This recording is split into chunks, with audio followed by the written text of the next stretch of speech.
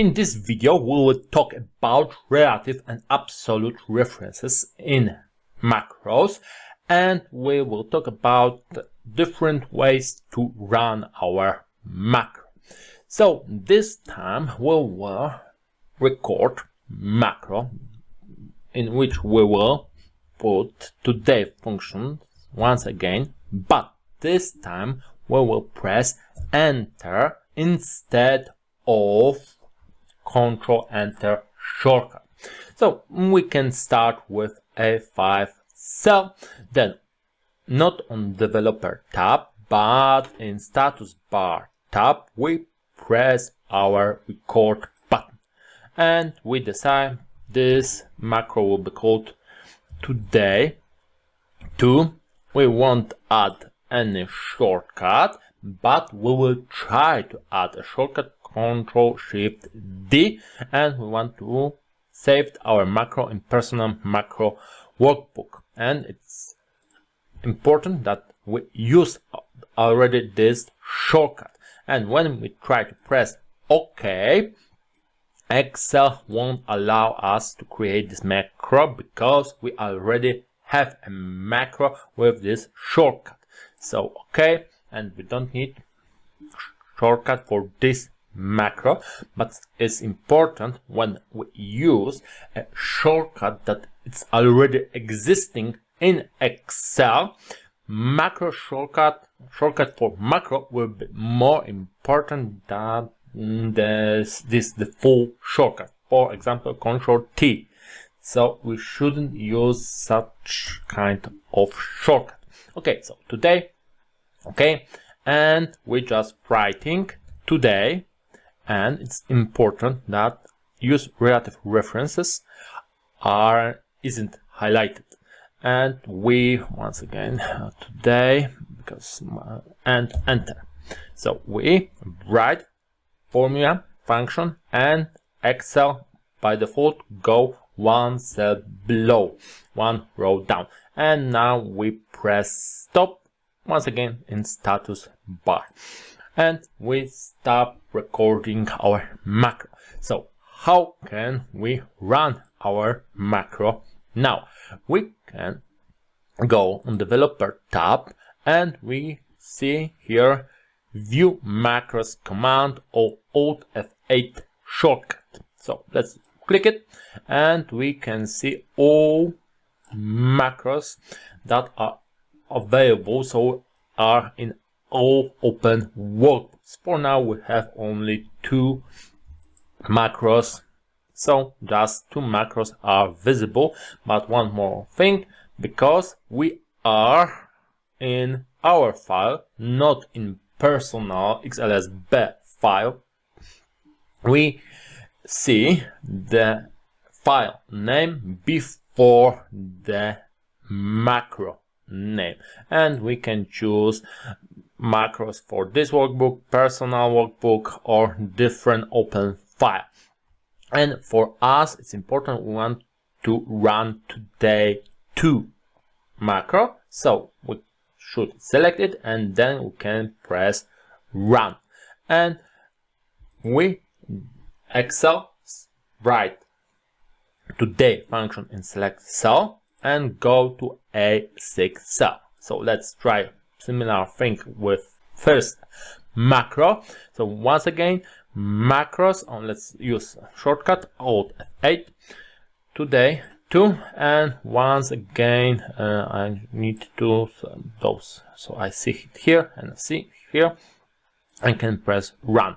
So what exactly our macro did?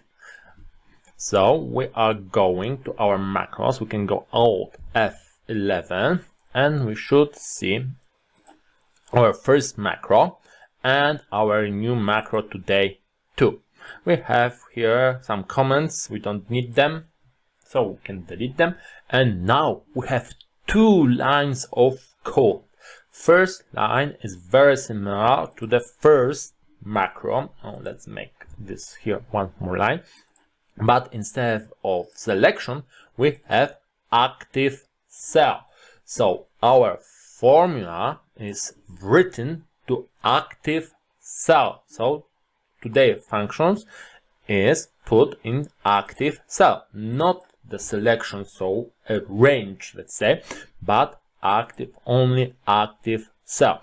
And then after this line, Excel will always go to A6, so range A6, so cell A6, and dot. So what step, what action we are going with our range A6, so cell A6, we are selecting it, and that's the way our macro is working. So we select range, and the today function will be only put in active cell, and then it will go to A6 cell.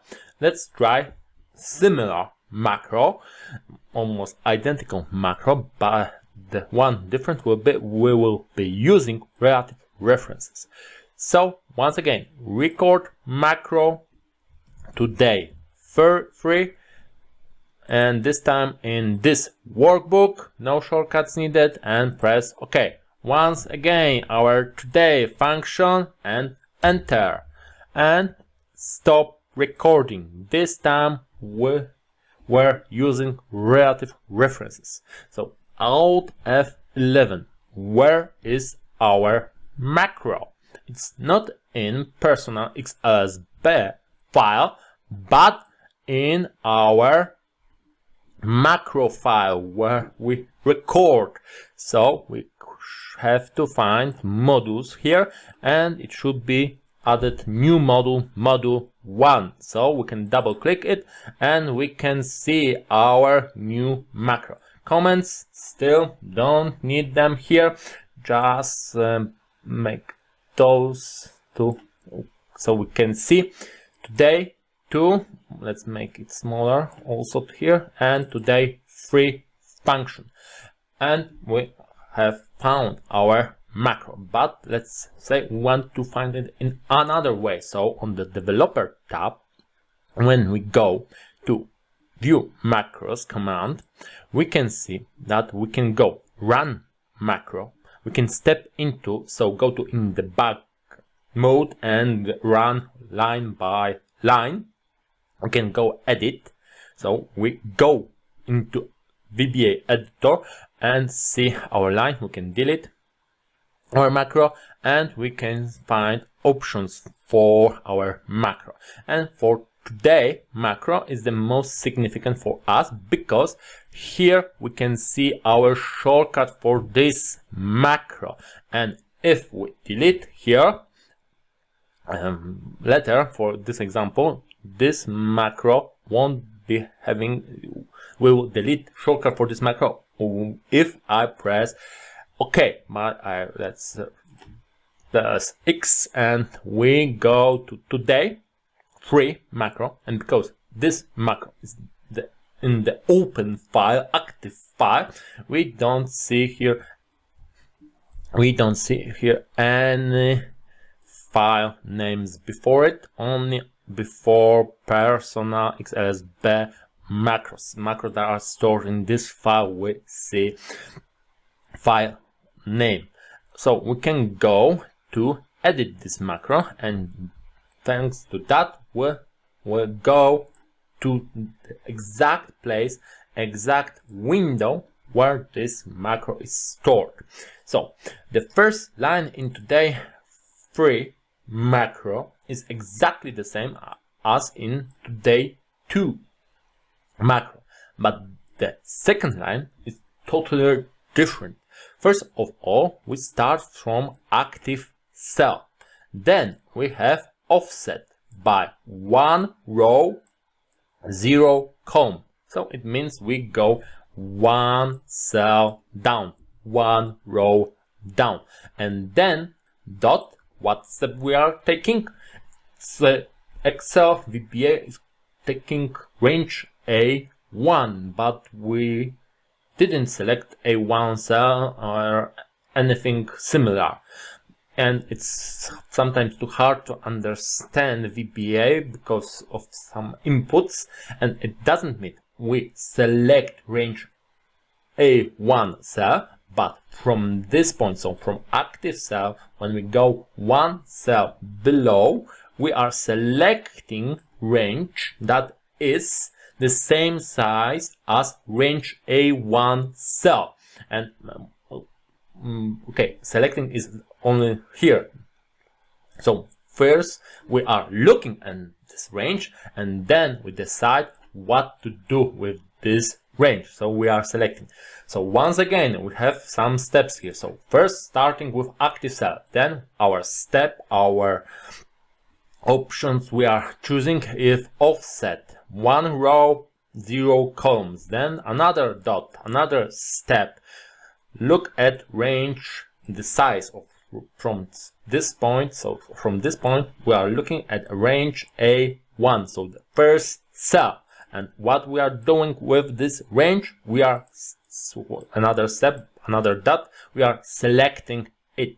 So we can let's say select cell A8, go once again to our macro, and this time from VBA editor we press play or F5 shortcut, and Excel written today function in A8 cell and go one cell below. And once again, let's select range and our macros, make them, we need to see those and those. We are here, so in today 3 macro, and then we can play. So let's use this time shortcut F5, and we had select range. The value was written only in active cell, and then Excel go one cell below. So it's small difference, relative or absolute references, but it's most cases key feature we have to consider. Are we using absolute reference or are we using relative reference when we record our macros?